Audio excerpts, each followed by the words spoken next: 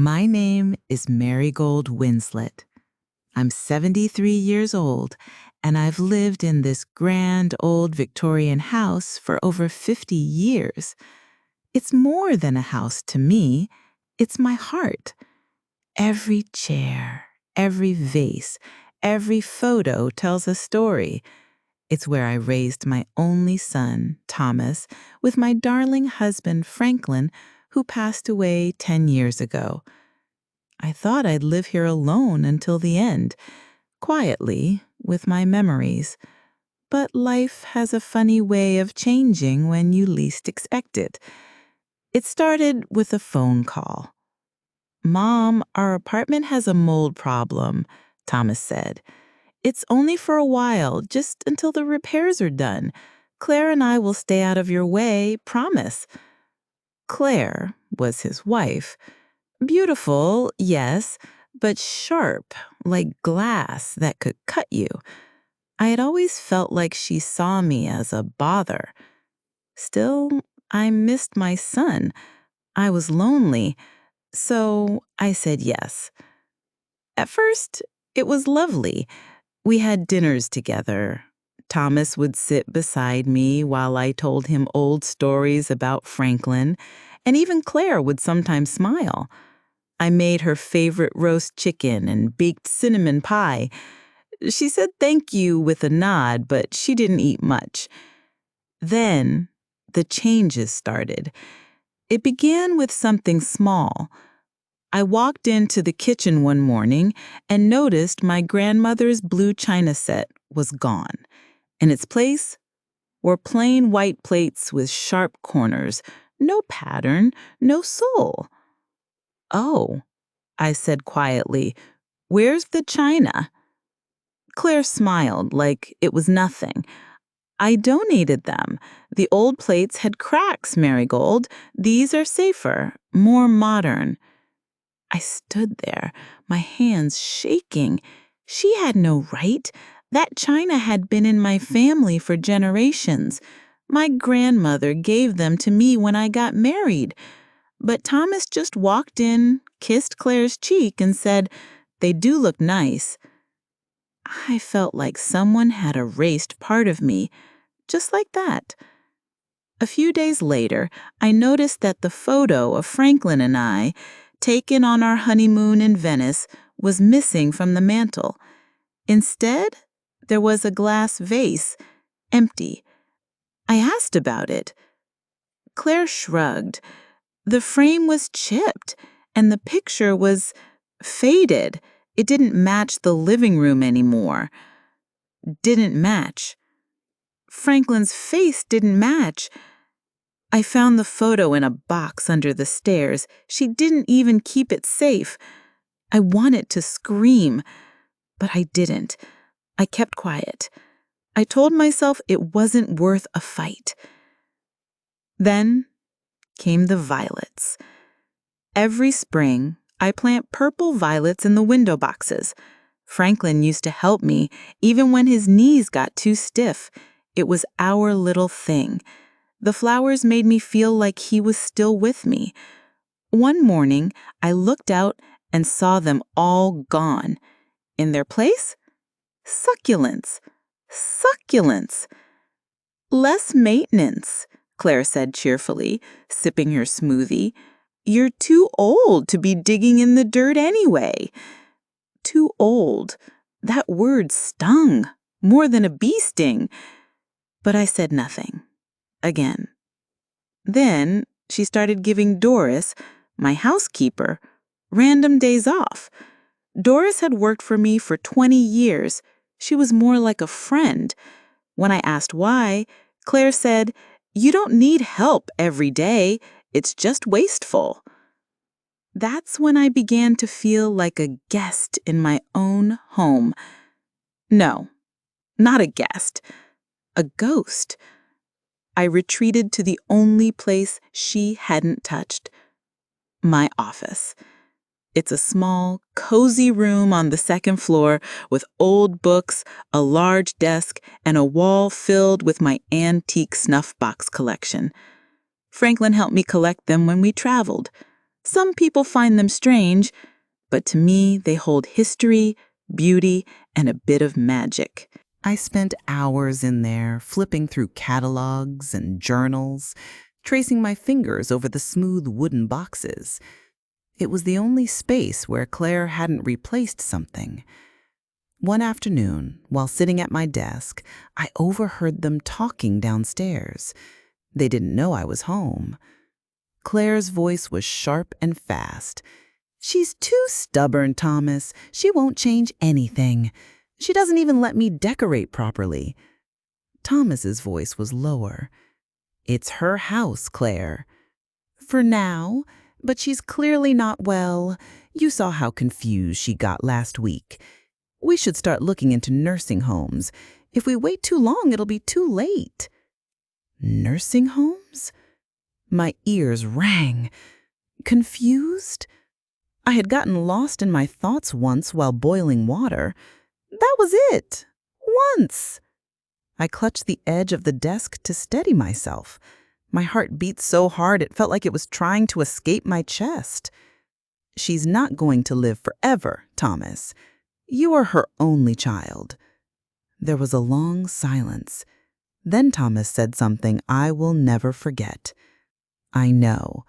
We just need to be patient. Let her think we care. Once she's settled somewhere else, we'll have the space to start our family."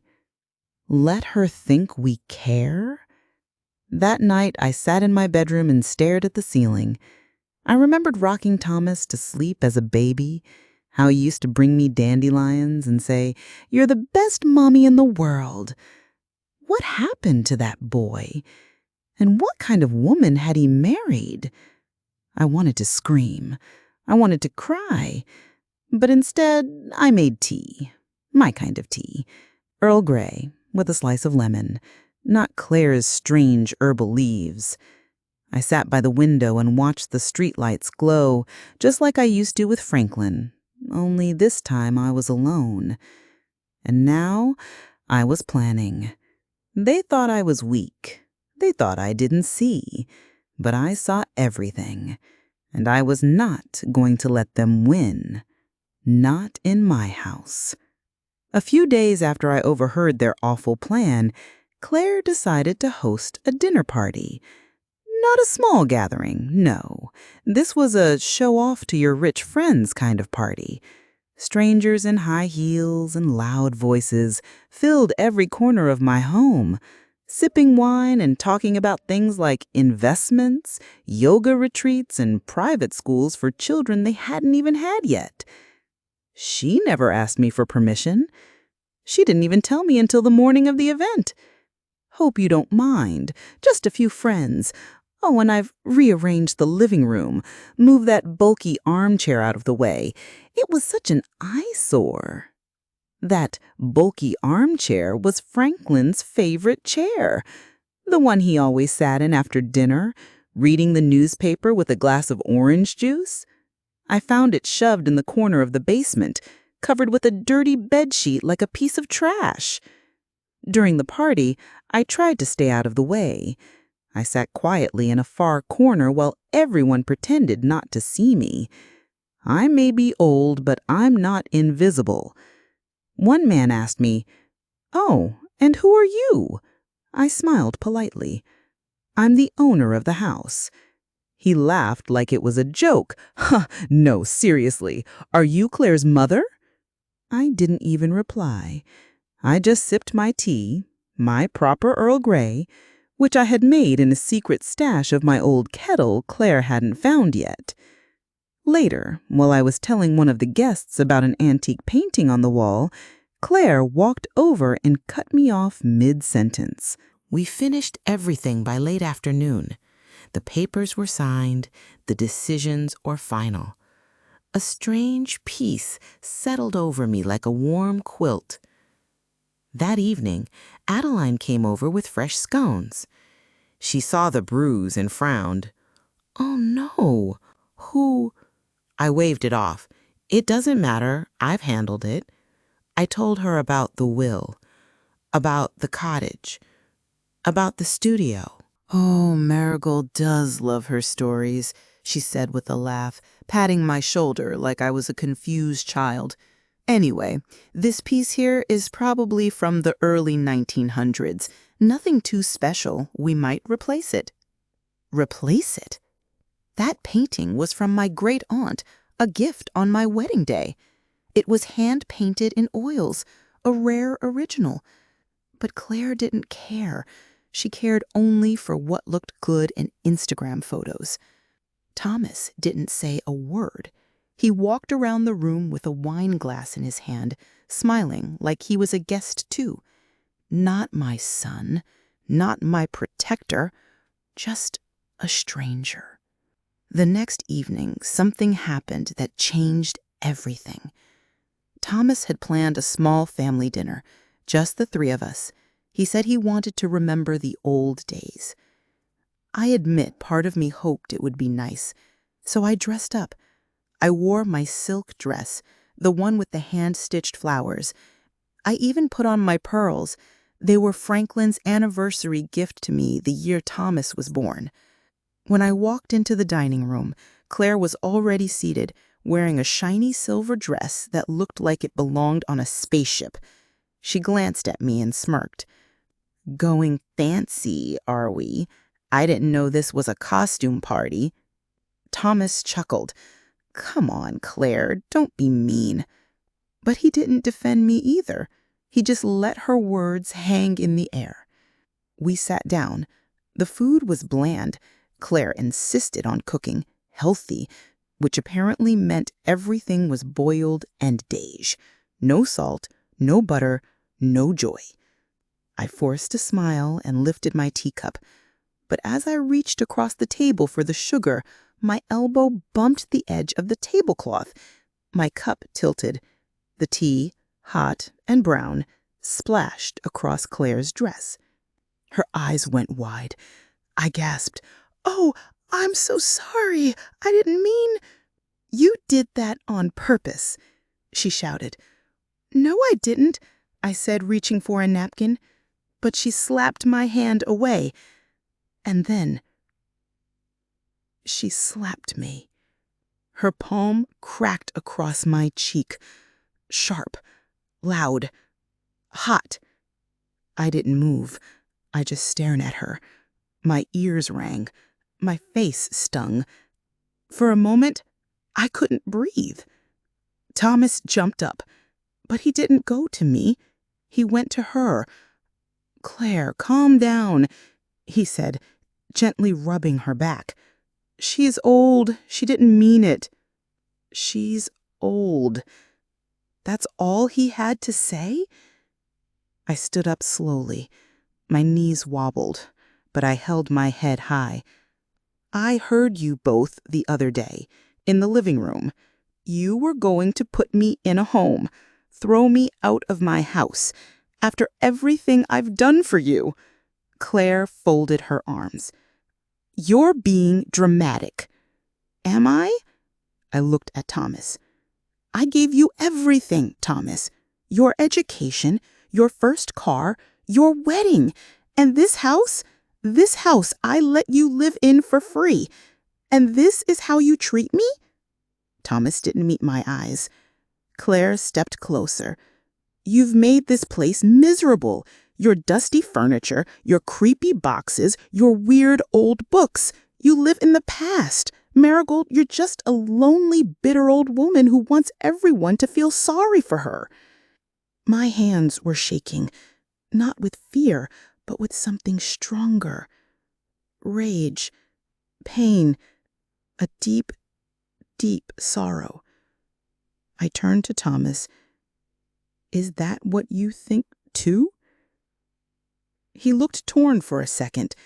Then he muttered, Maybe it's time you had more help. Somewhere quiet, peaceful." I blinked. Then I laughed. Just a soft, sad little laugh. "Fine," I said. "You want quiet? You'll have it." I walked to the hallway, grabbed the house phone, and called Doris. "Doris," I said calmly, "please come tomorrow morning. Claire and Thomas will be leaving." Claire gasped. "Excuse me?" "You heard me," I said. "This is my house, and you are no longer welcome here." Thomas stepped forward. "You can't just kick us out." I looked him dead in the eye. "Oh, yes, I can." They both started talking at once, yelling, demanding. But I just walked away, back to my office, back to the one place that was still mine. I closed the door, sat down, and placed my hand gently on Franklin's picture. "I'm sorry, my love," I whispered. "I should have stood up for us sooner." That night, I didn't cry. I made tea. Real tea. And I made a plan. I still had one weapon left, my will, and I was going to use it. The very next morning, I called Orion Proud. He had been our family attorney for decades, sharp, quiet, always in a dark blue suit. Franklin trusted him, and so did I. He picked up on the second ring. "Mrs. Winslet, I need to make changes to my will," I said firmly. "Today, if possible." A long pause. Then his voice softened. "Understood. I'll be there by noon." I hung up and stood by my window, watching the clouds roll over Westminster. I didn't feel broken. Not anymore. I felt awake. Doris returned just before breakfast. She gasped when she saw the bruise on my cheek. "Oh, ma'am, what happened?" I told her everything. She didn't ask questions. She just set down her bag and said, "What would you like me to do first?" I said, "Start with the drawing room. Let's bring it back to how it was. And please, bring Franklin's chair upstairs." She smiled gently. "With pleasure." Upstairs, I heard suitcases thumping. Thomas and Claire were packing. She stomped down the stairs, her arms full of designer coats. "This is ridiculous, Marigold. You'll regret this. You're making a huge mistake." I didn't reply. Thomas followed behind her, dragging a box. He paused. "Mum, you're really going to throw us out?" I didn't even look at him.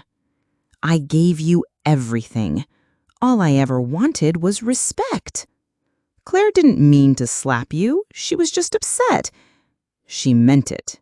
And so did you when you laughed." Orion arrived just as they were shoving their bags into the boot of their car. He gave them a polite nod and stepped into the house like it still belonged to me, which it did. We sat in the study. He pulled out a fresh folder. "He will be a significant change." "Yes," I replied. "It's time." I told him everything I wanted. First, the house. My beautiful, creaky, stubborn Victorian home. I wanted it turned into a museum after my passing. A tribute to art, antiques, and quiet strength. It would be called the Winslet House. Second, my collection. The paintings, the china, the snuff boxes, the silk rugs from Istanbul, each piece labeled, each piece preserved. I wanted people to know their history, especially the porcelain from China Franklin gave me on our 10th anniversary.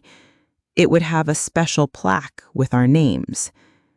Third, Adeline Crane. My dear neighbor, a soft-spoken young woman with clever hands and a heart full of gold. She had been restoring antiques since she was 17 years old. I'd watched her grow up. I left her my cottage in Surrey, and the entire antique collection inside it. She'd know what to do with it. I want to help her open her own restoration studio. She has talent, and no one's ever believed in her. I want her to have that chance. Orion nodded, scribbling notes. "And your son?" I looked out the window. "Give Thomas and Claire a monthly allowance. Enough to live, not enough to live off of. On one condition. Yes? That they never set foot in this house again. Orion looked up. His eyes met mine. I didn't blink. He nodded. Understood. We finished everything by late afternoon. The papers were signed. The decisions were final. A strange peace settled over me like a warm quilt. That evening, Adeline came over with fresh scones. She saw the bruise and frowned. "Oh, no. Who?" I waved it off. "It doesn't matter. I've handled it." I told her about the will, about the cottage, about the studio. Tears welled in her eyes. "You're giving me a future," she whispered. I smiled. "I'm giving it to someone who deserves it." She hugged me tightly. It had been a long time since someone hugged me like that. A week later, we held the reading of the will. It was formal, quiet. Just 4 people in the study: Orion, me, Adeline, and, unfortunately, Thomas and Claire. Claire came dressed in all black, like she was attending a funeral for her own hopes. Orion began to read. Claire's mouth fell open before he even got halfway through. "What?" she screeched. "A museum? A scholarship? That girl gets the cottage?" Adeline blinked, startled. Claire turned to me. "You gave everything away." I stood slowly. "I gave it to people who loved me, who respected me, who saw me." Thomas looked like he might cry. "Mom, please, don't do this. We're family." I shook my head. "Family doesn't hurt you, Thomas. Family doesn't slap, steal, or scheme." Claire stood up and ripped the copy of the will Orion handed her. "Keep your stupid house." She stormed out. Thomas followed, stopping only once at the doorway. "Goodbye, Mom." I said nothing. When they were gone, the house felt still, clear. Adeline looked at me with worry. "Are you all right?" I smiled. "I'm more than all right." I walked to the conservatory, sunlight dancing through the tall windows. I sat beside the violets, my violets. The air smelt like lavender and lemon polish. I sipped my tea, real tea, and closed my eyes. I had done it. I had taken back my life.